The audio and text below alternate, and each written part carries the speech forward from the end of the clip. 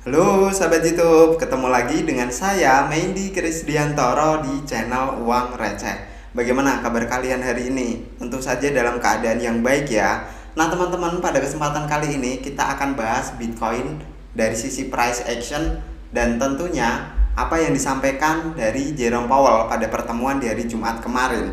Nah, hal apa sih yang mempengaruhi market sehingga market cukup volatile di hari Jumat? Uang Receh akan kupas semuanya pada kesempatan kali ini. Dan ada satu tambahan lagi teman-teman. Nanti juga Uang Receh akan bahas tentang probabilitas suku bunga di bulan Juni di tanggal 14 atau lebih tepatnya FOMC mendatang ya teman-teman. Nah buat kalian yang penasaran bagaimana Uang Receh itu ngupas untuk semuanya, simak penjelasan Uang Receh sampai akhir. Dan buat kalian yang belum subscribe channel Uang Receh, mari bersama-sama kita dukung channel Uang Receh dengan klik tombol subscribe-nya. Dan jangan lupa nyalakan ikon loncengnya agar setiap channel Uang Receh itu upload video terbaru, kalian langsung dapat notifikasinya guys. Tanpa berlama-lama kita bahas terlebih dahulu soal speech dari Jerome Powell. Nah teman-teman, melanjuti speech dari Jerome Powell di sekitaran hari Jumat kemarin, sepertinya Jerome Powell sendiri ada kebimbangan teman-teman soal mau menaikkan interest rate ataukah mempertahankan interest rate. Nah di artikel yang Uang Receh baca ini ternyata Fed's Powell says risk more balance June policy decision unclear. Artinya ada sesuatu yang belum clear di bulan Juni, entah mau dinaikkan untuk interest rate-nya ataukah bertahan di angka yang sama teman-teman. Nah, banyak hal yang mempengaruhi keputusan dari Jerome Powell. Setelah Uang Receh baca, ternyata di sini ada salah satu masalah yang cukup mempengaruhi Jerome Powell soal interest rate adalah tentang default atau debt ceiling dari Amerika Serikat. Nah, di sini Jerome Powell menyatakan bahwa pertemuan di tanggal 14 Juni kemarin, 14 Juni besok itu masih belum clear entah atau mau dinaikkan atau bertahan di suku bunga yang sama teman-teman.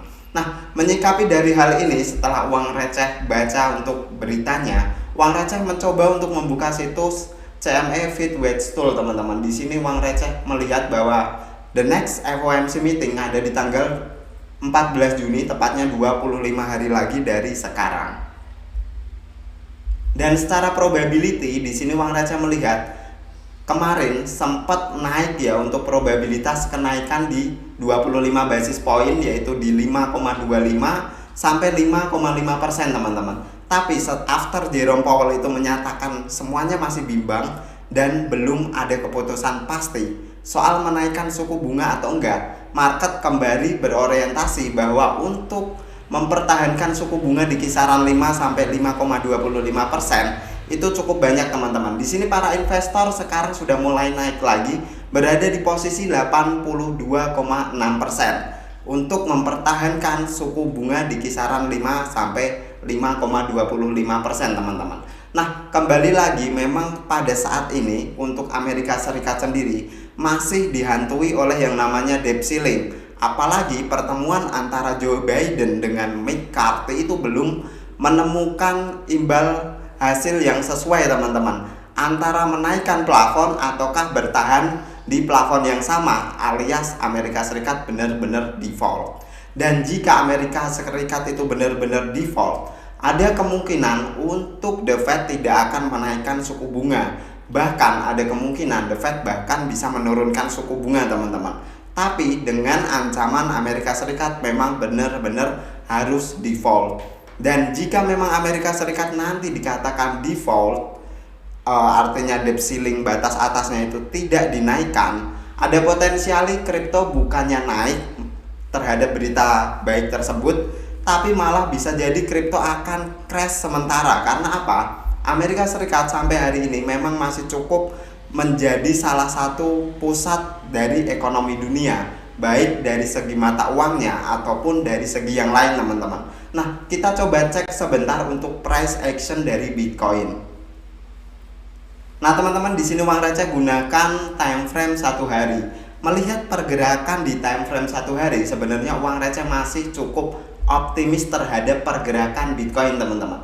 Di sini kita sama-sama melihat level 26.600 masih cukup oke mempertahankan pergerakan Bitcoin sampai hari ini. Artinya sudah sejak tanggal 17 Maret tahun 2023, Bitcoin itu mampu bertahan di area key level yang cukup penting, teman-teman. Dan menurut uang receh pribadi, di sini ada potensial terbentuk yang namanya double bottom di sekitaran area 26.600. Secara indikasi harusnya ini adalah sebuah indikasi yang bagus, teman-teman. Tapi sekali lagi kita harus melihat konfirmasi dari candle selanjutnya.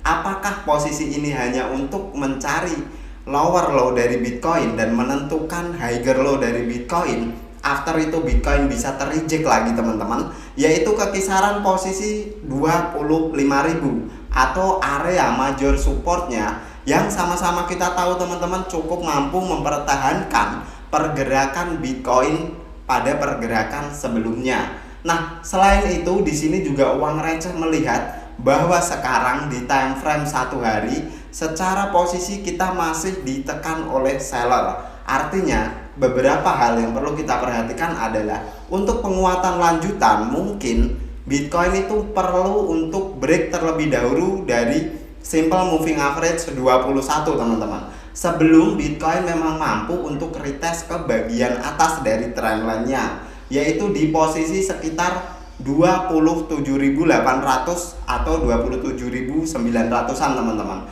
Dan after itu mungkin kita akan melihat Bitcoin untuk mampu merangsek ke sekitaran angka 30.000, dan di area 30.000 menurut uang receh pribadi adalah resisten yang cukup kuat, dimana kita melihat selain angka psikologis juga angka 30.000 ada beberapa kali kita terreject dari posisi sana, teman-teman. Nah, kita akan coba cek di candle yang lebih singkat. Memasuki time frame for hourly, teman-teman, di sini kita melihat bahwa proses dari koreksi sudah berjalan cukup slow, dimana uang receh itu mengindikasikan sejak di tanggal 6 Mei kita berada di posisi sekitaran 29.500, kita terreject dengan cukup impulsif, teman-teman, sampai sekitaran di posisi 25.800, dan after membentuk di atau berada di posisi 25.800, kita melihat Bitcoin terrecovery cukup cepat, dan setelah menyentuh ke level 27.500-an Bitcoin sideways di area sana. Berarti kita melihat di sekitaran level 27.500 dan paling bawah adalah 26.600 ada range area antara support dan supply yang cukup terbentuk, teman-teman. Artinya antara demand dengan orang yang mau sell itu seimbang, dan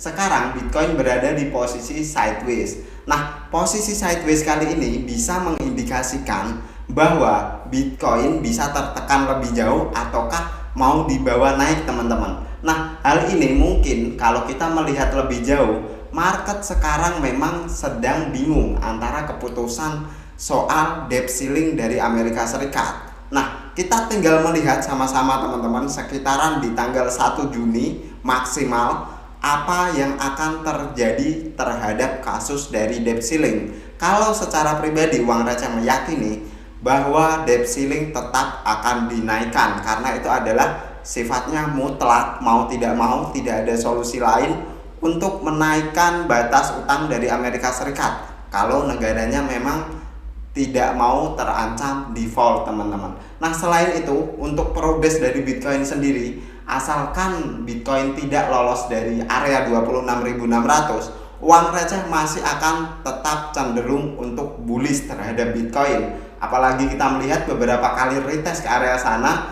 dan buyer masih cukup memperhatikan dan selalu menjaga area sana, teman-teman.